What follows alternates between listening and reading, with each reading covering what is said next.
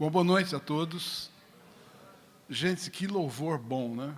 Que coisa maravilhosa. Eu ando por aí em muitas igrejas e realmente vocês têm um privilégio de ter aqui uma música boa, uma letra boa, uma unção e um louvor maravilhoso. E eu fiquei até pensando numa história que eu ouvi uma vez, que tinha uma igreja que o louvor era tão bom que uma ocasião, um menino foi à igreja pela primeira vez, os seus 7, 8 anos, assistiu o culto e tal, ouviu aquelas músicas, a pregação. Quando terminou o culto, o pastor foi em direção à porta e perguntou para o menino, né, aí, você gostou do culto? Ele falou assim, ó, as músicas são muito, muito boas, mas os comerciais um pouco longos. Gente, a palavra é a palavra de Deus. Eu fico pensando que em algumas antigas tradições cristãs, como na igreja ortodoxa, mas também na igreja anglicana, tem um momento do culto em que o pastor entra pelo corredor central da nave e ele leva a Bíblia assim. E ele vai andando assim. E vai entrando. E aí, quando ele chega no púlpito, ele mostra a palavra, ele coloca a palavra e a beija.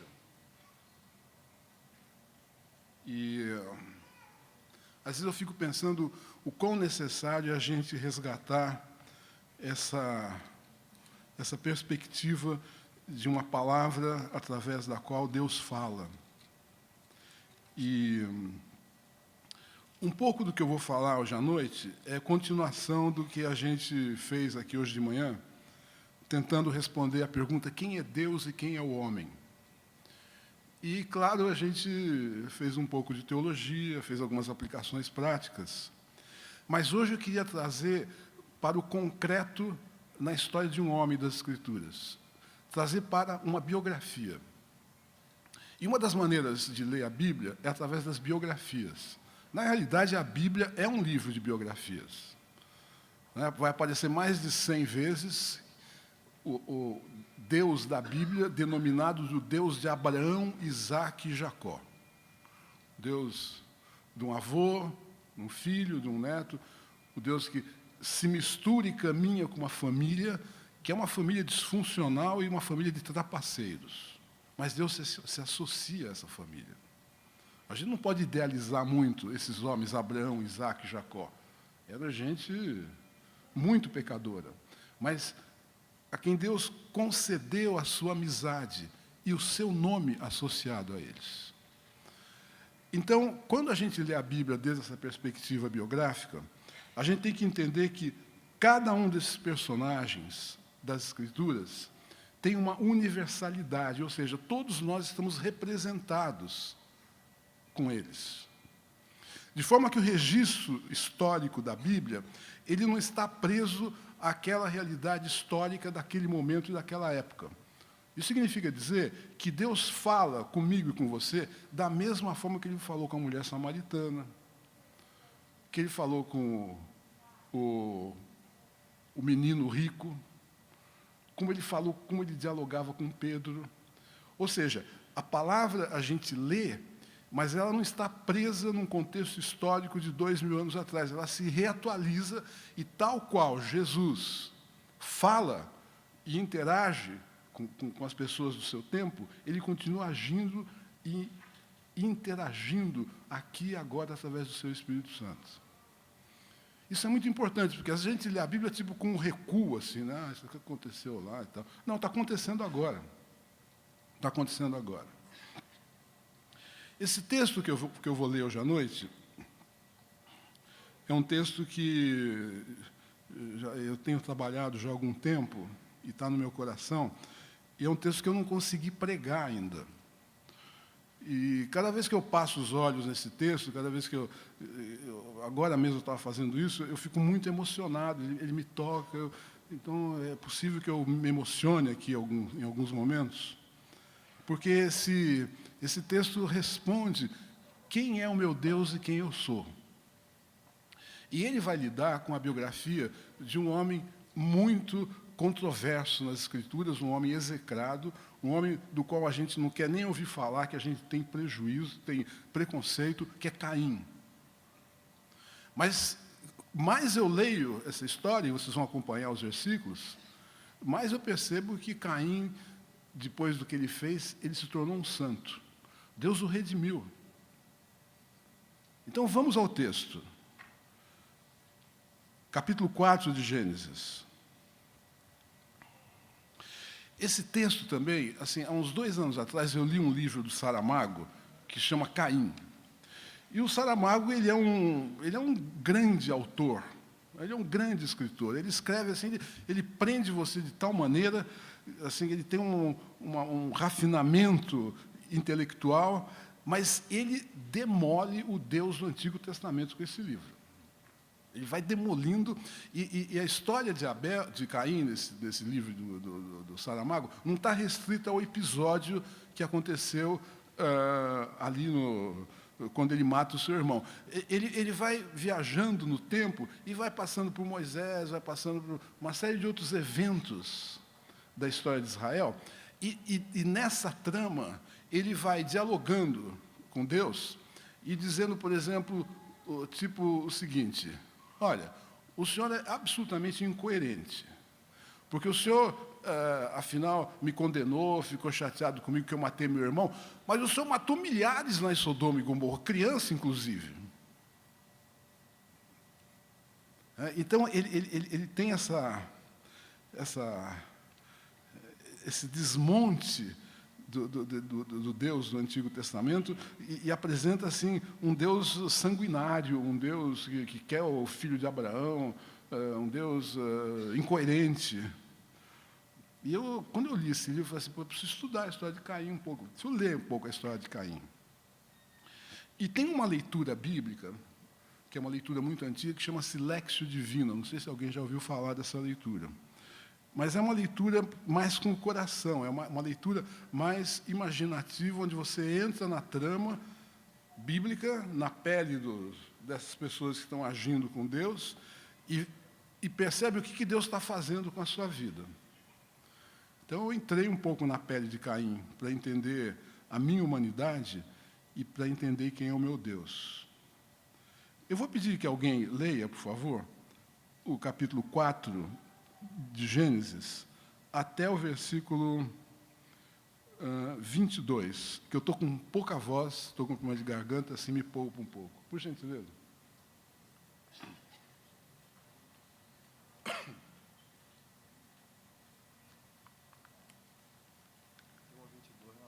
De 4, de 1 a 22. Tá bom.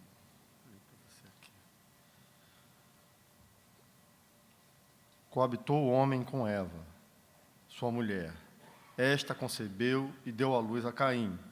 Então disse: adquiri um varão com o auxílio do Senhor. Depois deu à luz a Abel, seu irmão. Abel foi pastor de ovelhas e Caim lavrador. Aconteceu que no fim de uns tempos trouxe Caim do fruto da terra uma oferta ao Senhor.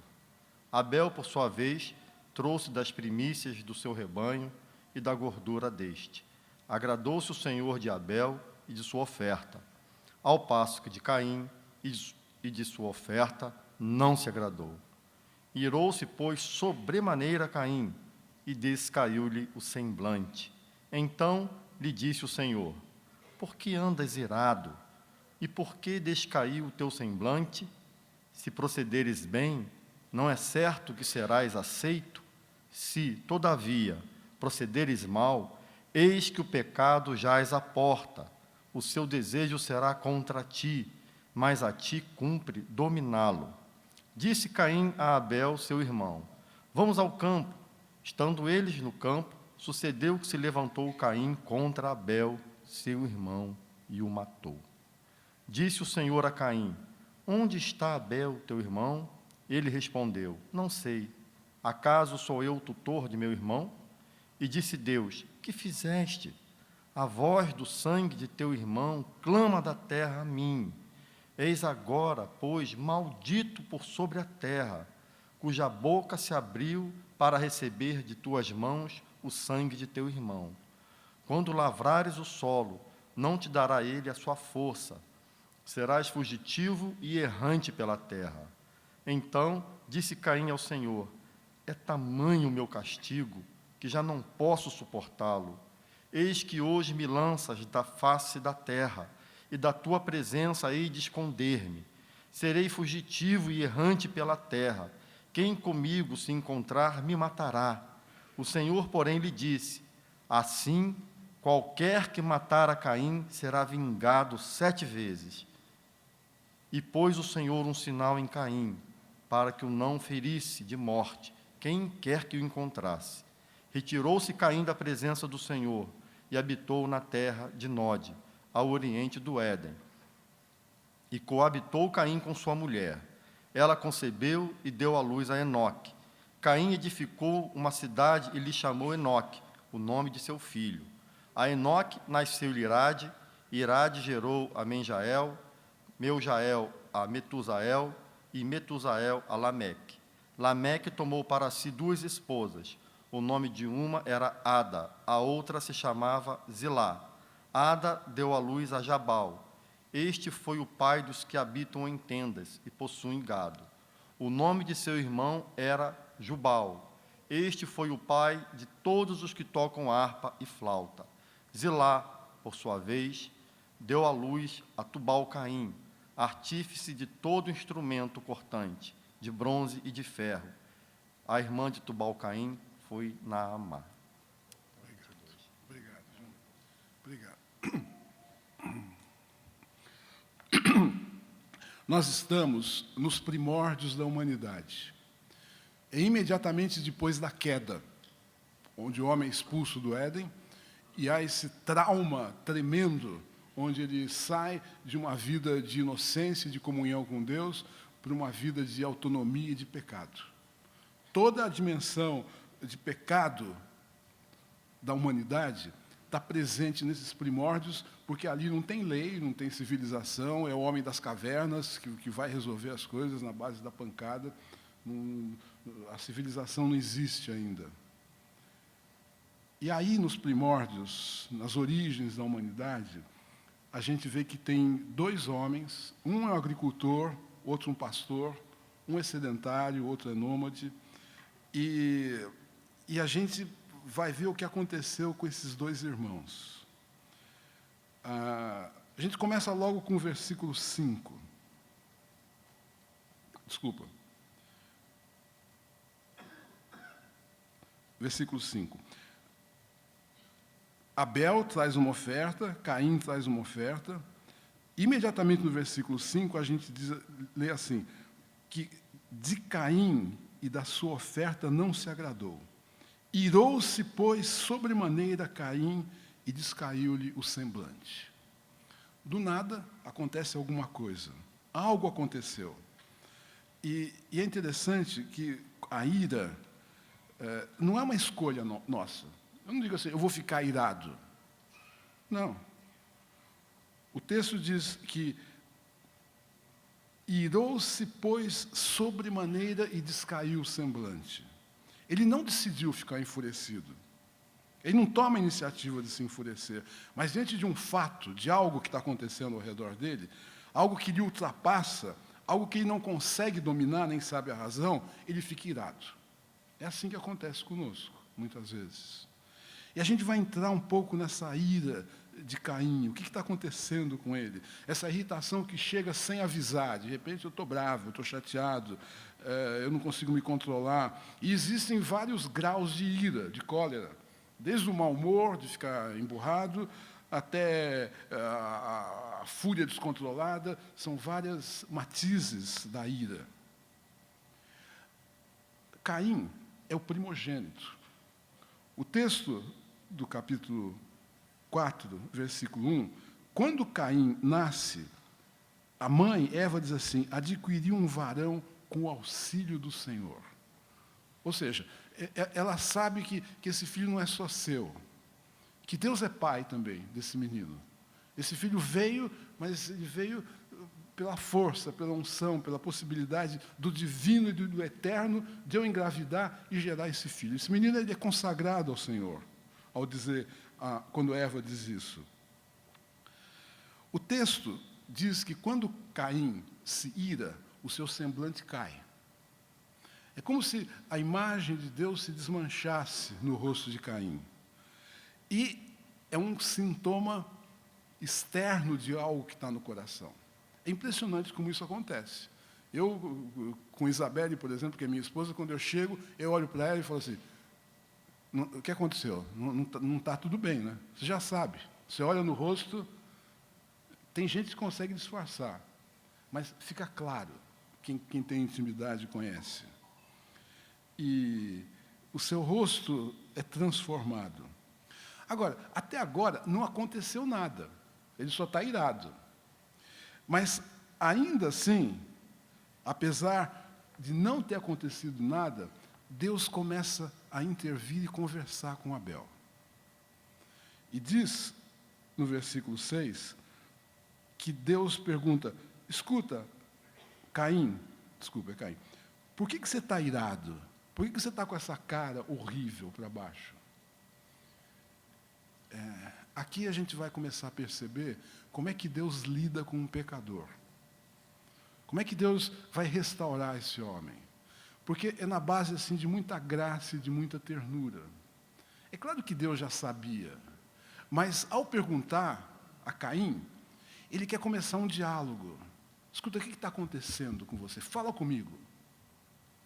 E aqui tem uma sabedoria profunda, porque quando, de alguma forma, a ira ou qualquer outro pecado está rondando o meu coração, os meus pensamentos, eu estou dando lugar a eles, eu posso ouvir uma voz lá no fundo do meu coração que diz, escuta, o que está acontecendo com você? Fala comigo. Porque se eu abrir os meus lábios e começar a falar, aquilo vai ser neutralizado. A oração. Mas ele se cala. Ele não fala. Por que Caim está tão irado? O que provocou a ira? O que provocou a ira foi que Deus se agradou da oferta de Abel e não se agradou da oferta de Caim. O que está acontecendo aqui? Por que ele está irado com Deus? Ele não está irado com Abel. Ele está dizendo o seguinte, você preferiu Abel e não a mim.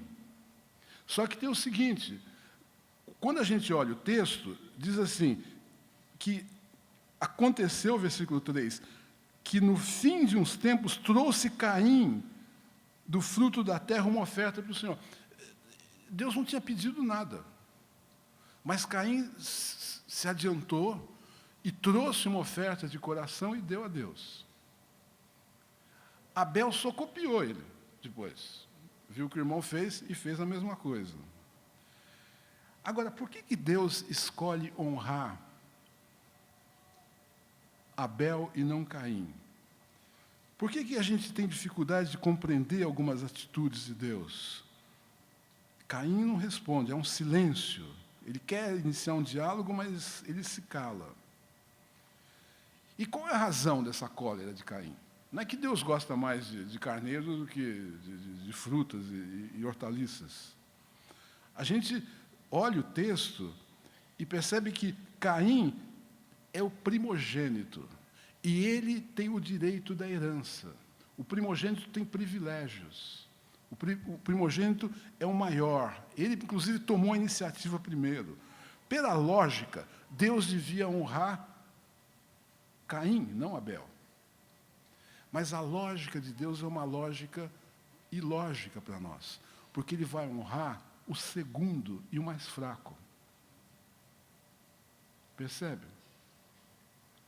Porque a gente acha que, porque a gente é o primogênito e eu trouxe a oferta, ele tem que dar algum tipo de retribuição. Ele vai dar uma retribuição para o outro que vem em segundo, e que é o segundo na linhagem sucessória, na herança. Mas é isso que Deus faz.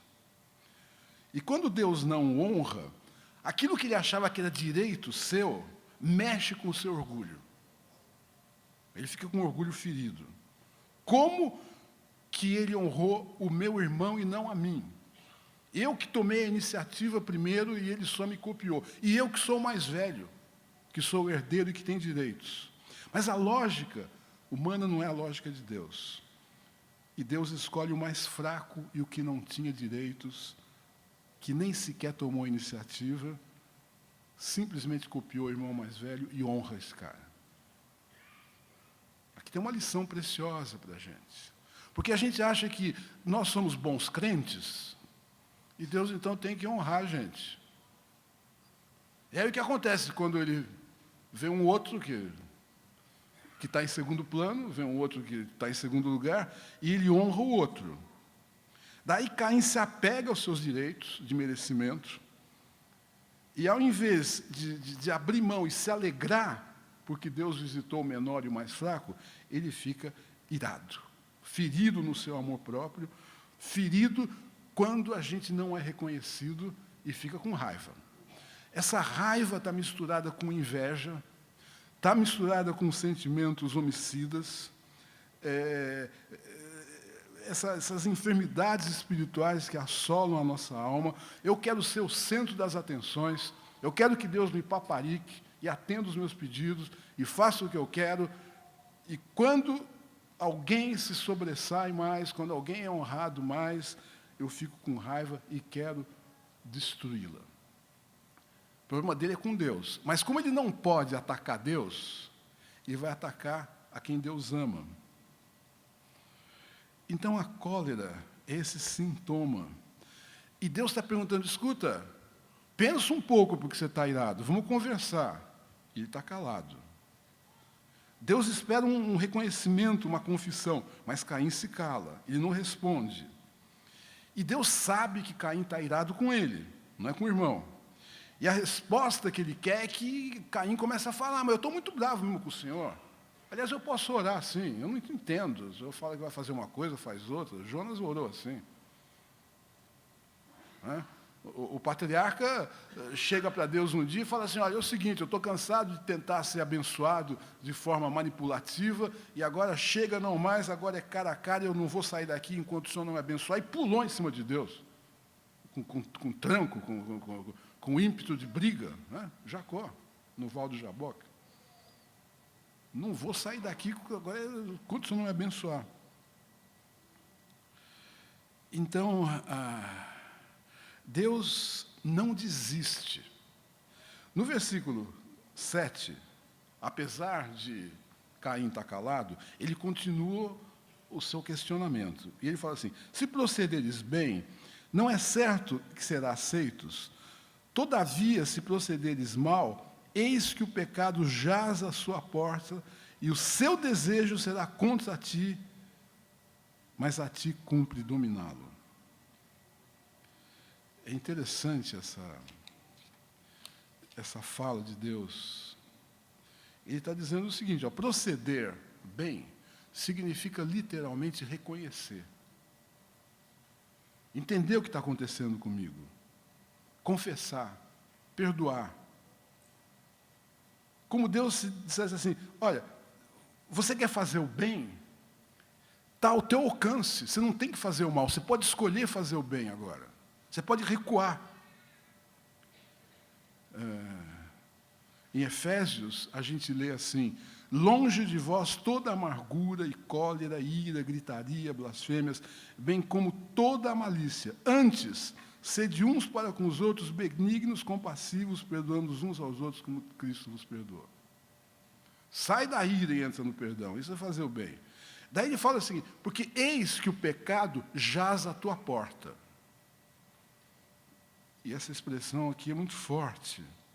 Aqui a gente tem uma personificação do pecado. O pecado jaz à sua porta, e eu diria que ele é como um animal pronto para atacar se eu abrir a porta. Um animal violento, uma fera, que nos torna feras, nos torna bicho. E ele está pronto para atacar, um animal perigoso, mas ele está do lado de fora, jaz à tua porta. Ele é o verdadeiro inimigo. Não é Deus, não é Abel. Caim, lida com a realidade. Você está saindo da realidade.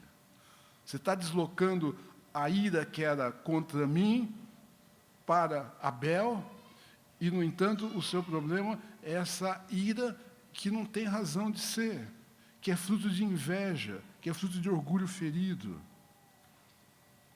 A cólera de Caim não afastou Caim de Deus. Deus continua conversando com ele, continua tentando demovê-lo. Nesse momento, que é muito interessante, ele não está com Abel, porque ele podia estar lá com Abel, mas que maravilha, Abel, vamos aqui louvar e congregar e se abraçar. Não, ele deixou Abel lá, aquele que tinha honrado e se agradado, e está lidando com o pecador. Esse é um insight maravilhoso das Escrituras. Eu não vim para buscar os sãos e os justos, eu vim para buscar o pecador. Quando uma ovelha se desgarra, eu deixo as 99 e eu vou buscar. Esse é o Deus. Ele está tentando trazer de volta Caim, ao invés de ficar se alegrando com Abel. Deixou Abel lá sozinho. Está conversando com Caim. O rancor e o ressentimento e a ira são enfermidades da alma difíceis de curar. Mas não são incuráveis, elas podem ser curadas. Lidar com a vida na ótica da bronca, do descontentamento, de humilhar as pessoas, de gritar, e é o amor que cura o rancor. Com o amor vem o perdão. A ira e a cólera, elas são filhas do orgulho. Está tudo misturado aí no nosso coração. E o orgulho tem aversão a reconhecer que errou e a perdoar o outro. Se apega aos seus direitos. E quando a gente se deixa levar por essas dimensões terríveis do pecado na nossa alma, essa fera já está rondando o nosso coração, e se eu não ouvir Deus me chamando, escuta, o que está acontecendo com você? Para, pensa. Se eu não perceber que há uma voz misturada nos meus pensamentos, da mesma forma que o pecado está misturado nos meus pensamentos, que me chama de volta, essa fera vai entrar e vai tomar conta. É interessante. Às vezes eu conheço homens que são homens bons, que são homens crentes, e que caem em adultério. E, de repente, quando percebe, está consumado. Deixou essa fera rondar, rondou aqui um pouco, rondou ali. E Deus está falando, escuta, olha o que você está fazendo, olha para mim um pouco, como é que você está se envolvendo, que história é essa e tal. E ele está cego, não está ouvindo. Daqui a pouco essa fera vem e, quando vê, o estrago está feito. Mas Caim continua mudo. Caim continua mudo. Assim, eu acho que ele não via Deus como pai, ele via Deus como uma ameaça, como alguém que é injusto, como alguém que está distante. O senso de justiça de Caim é diferente. Ele acha certo honrar o primeiro, e não aceita essa justiça de Deus que escolhe o menor e o último para honrar. Ele não aceita. E aí essa cólera vai tomando conta dele e vai ficando surdo. Deus vai falando com ele, mas ele está mudo. Não consegue, nenhum argumento de Deus consegue demovê-lo. Ele está ferido no seu amor próprio, e o gesto de amor de Deus, de tentar demovê-lo, encontra um coração distante e agarrado aos seus direitos e privilégios, e ele não quer conversa. E aí a relação fica impossível. Ele ficou fechado. Deus está presente e Caim ausente. Deus fala, Caim cala. Deus se abre, Caim se fecha. O pecado no nosso coração é a exclusão de Deus e da sua voz para dentro da nossa consciência. Eu não quero ouvir. Não quero. Daí ele se vira para o irmão, curto e grosso, e diz assim, vamos ao campo. Sem explicação, ele fala assim, vamos ao campo. Só isso. Não sabemos mais nada. Nem se Abel respondeu sim, não. Palavra curta, sem resposta. Eu imagino que ele falou isso de uma forma de, vamos para o campo. Abel Foi. E ali, esse diálogo com Deus que foi abortado e foi negado, se torna uma explosão final de ira e de violência, e ele mata o irmão.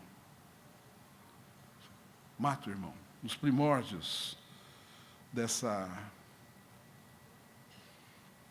humanidade.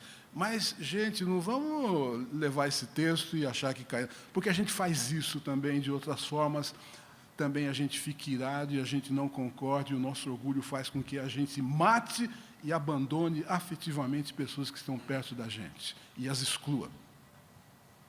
A gente faz isso. Ele faz isso de uma forma cabal, final. Mas a gente também sabe matar pessoas no nosso coração. E diz, não mais, não quero saber, agora eu me fecho. Tem casais vivendo assim. Uma exclusão dos afetos. Um olhar distante, frio, e um olhar irado, ressentido. Então, Caim mata Abel, que é um inocente. A sua ira é contra Deus. Mas ele não pode matar Deus. Então ele mata quem Deus ama. Isso vai acontecer depois. Na história, não se pode matar o pai, então se crucifica o filho. Eu não posso ir contra Deus. Então eu vou contra aqueles que são os seus filhos, aquele em que eles... E com conflito e tenho litígio com eles.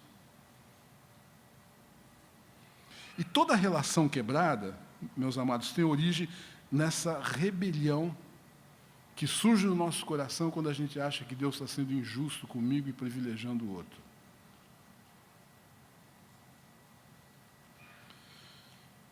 E Caim, no seu raciocínio, está pensando, se ele preferiu o sacrifício de Abel, é porque ele ama Abel e a mim ele não ama. Uma sorte de briga com Deus. Então ele não pode atingi-lo e vai atingir aquele que ele ama. Essa é a lógica da ira, essa é a lógica do diabo. O diabo não pode se contender contra Deus, então ele ataca a sua criação. Ele desestabiliza, vai tentar desestabilizar a criação, ele não pode estabilizar Deus. Ele não pode destruir Deus, então ele vai tentar destruir a criação de Deus. É a mesma lógica.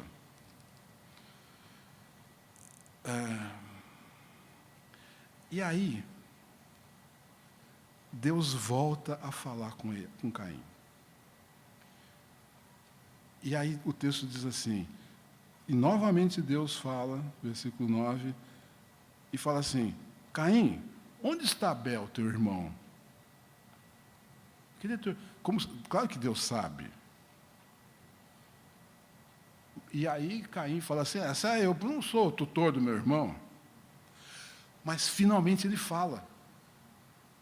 Fala de maneira atravessada, fala de maneira ainda desconectada com o divino, com o eterno, mas Deus consegue finalmente um diálogo com Caim. Eu não sei do meu irmão, sei lá do meu irmão. Não sou tutor do meu irmão.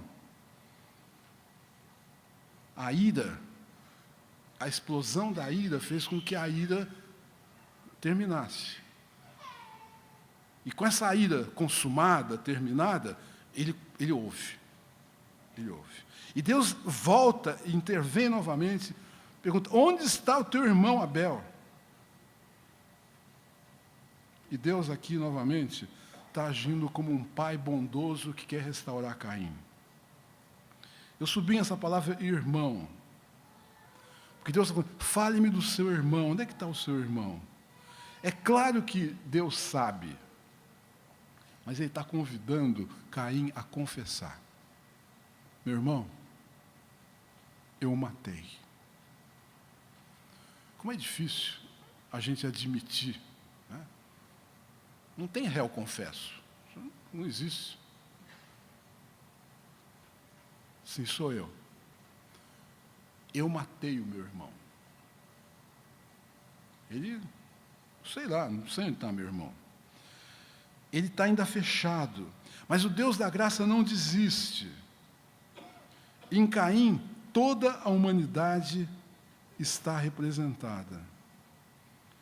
E aí, Deus disse assim: o que fizeste? Você matou o seu irmão. Agora é o seguinte: você será maldito sobre a terra, cuja boca se abriu para receber das tuas mãos o sangue do teu irmão, de um inocente. Quando lavrares o solo, não te darás a ele a sua força. Será fugitivo e errante pela terra. Aí a sentença de Deus é até uma sentença branda. Porque antevendo a Torá, é sangue por sangue, é pena de morte. Matou, tem que morrer.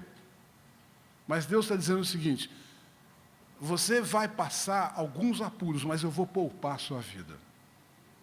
Eu não vou destruir você, eu vou poupar a sua vida.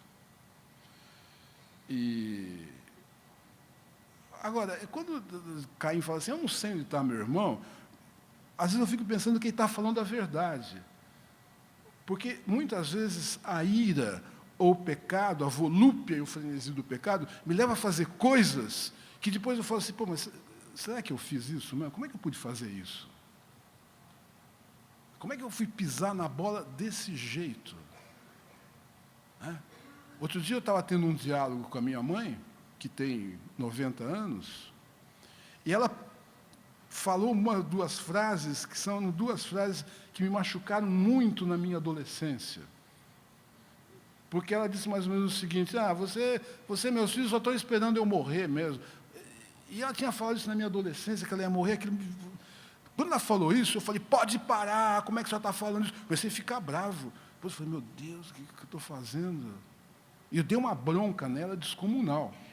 Depois, claro, no dia seguinte fui pedir perdão. Mas aquilo foi o gatilho para um ressentimento, para uma coisa mal resolvida que estava dentro de mim, eu descarreguei. Depois eu falei: meu Deus, como é que eu fui fazer isso? Eu que sou uma pessoa razoavelmente calma, cordata. Como? Eu não sei onde está meu irmão. Uma violência irracional que a gente não sabe nem o que fez depois.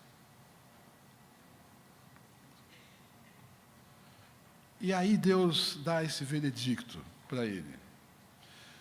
Quando Deus dá esse veredicto, a ficha começa a cair para Caim, desculpa. Porque ele disse assim, no versículo 13: então disse Caim ao Senhor: é tamanho o meu castigo que eu não vou dar conta. Agora eu tenho consciência do que eu fiz e das consequências do que eu fiz, e eu não sei se eu vou dar conta desse negócio. Como é que eu fui fazer esse negócio e agora eu vou ter que arcar com essas consequências e me tornar responsável para pagar por esse erro que eu cometi e que agora vai me perseguir para o resto da vida? Vai ser muito pesado para mim. E aí ele fala: mas eu vou ter que fugir a minha vida inteira, versículo 14. E quem comigo se encontrará, me matará. Vai ter vendetta, vai ter gente atrás de mim, me perseguindo para me matar depois do que eu fiz para o meu irmão. São os primórdios da humanidade. Claro que o pai, a mãe, todo mundo ali já queriam pegar Caim e matá-lo. Queriam, é sangue por sangue, é olho por olho. E ele fala: como é que eu vou fazer?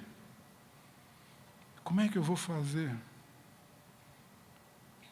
E aí, essa graça de Deus, essa bondade de Deus, no versículo 15, agindo como um pai, ele diz assim: assim, se alguém mexer com você, se alguém botar a mão em você, ele vai ser vingado 7 vezes. Para esse não vai ter perdão. Se alguém mexer com você, eu vou pegar esse cara. E pôs um sinal em Caim, para que ninguém o ferisse de morte, quem quer que o encontrasse. Os exegetas judeus, as antigas escolas rabínicas, dizem que Deus tatuou na fronte de Caim o tetragrama Yahvé. E Deus está dizendo: é o seguinte, você fica tranquilo que você está debaixo da minha proteção, ninguém vai mexer com você. Pode viver a tua vida. Você está debaixo da minha proteção. Ninguém vai encostar a mão em você. Pode ir.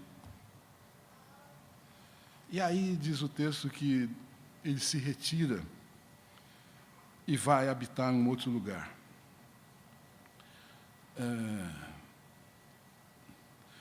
A graça de Deus sobre a vida de Caim o perdoa, o salva da morte e vai permitir que ele viva. E é isso que Deus faz com o pecador. É isso que ele faz com uma humanidade caída. Ele restaura. E a restauração de Caim é uma coisa extraordinária.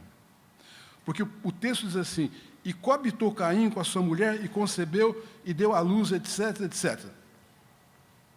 Ele vai ter uma família.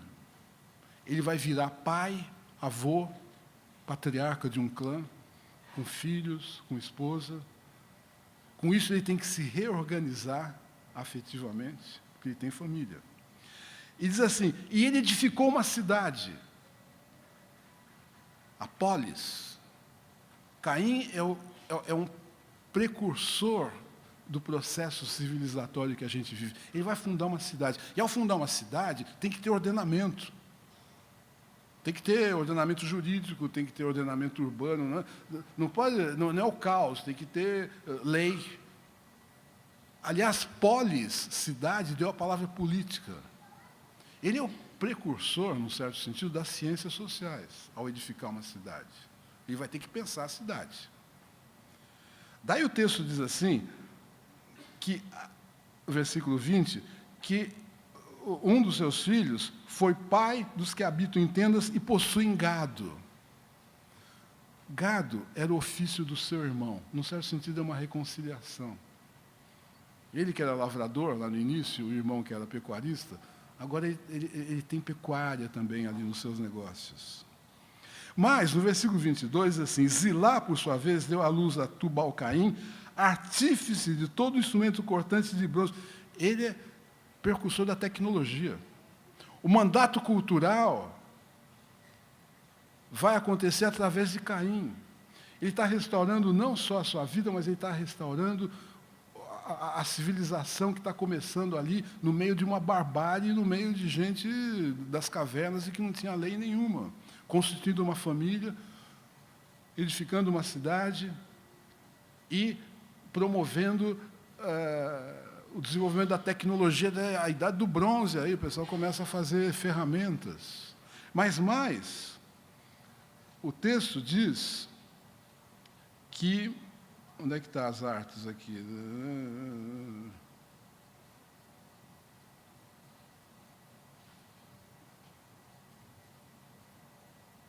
Versículo 21. O nome do seu irmão era Jubal, e esse foi o pai de todos que tocam harpa e flauta.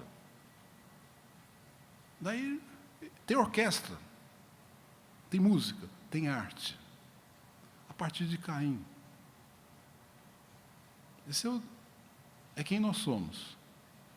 E esse é o nosso Deus. Pecadores, violentos, irracionais, muitas vezes, nos nossos atos, fazendo grandes besteiras, que depois, para consertar, é muito complicado. Mas Deus disse assim: eu não vou acabar com você, ao contrário, eu vou colocar um selo na tua vida, você está debaixo da minha proteção, e você vai ser pecador caído, redimido, instrumento nas minhas mãos, a partir da restauração da sua vida, para construir um mundo novo e melhor. Essa é a história de Caim. Essa é a nossa história. Deus não desiste do seu projeto. Ele vai viver a sua vida familiar, sua vida profissional, sua vida tecnológica, sua vida como prefeito lá dessa cidade. Aí tem o início das ciências políticas e sociais, da arte, tem orquestra nessa cidade, tem família. É o início da civilização humana. O Deus da graça redime não só Caim, desse pecado horrível, mas redime toda aquela sociedade que está ao redor dele, através dele. Essa é a graça de Deus, meus amados. Então ele se torna um personagem importante das Escrituras. Caim vive a sua vida e vive debaixo da proteção e da graça de Deus. E como instrumento, ele vai restaurando a sua vida e vai restaurando a vida ao seu redor. Esse é a nossa história. Esse é o nosso chamado.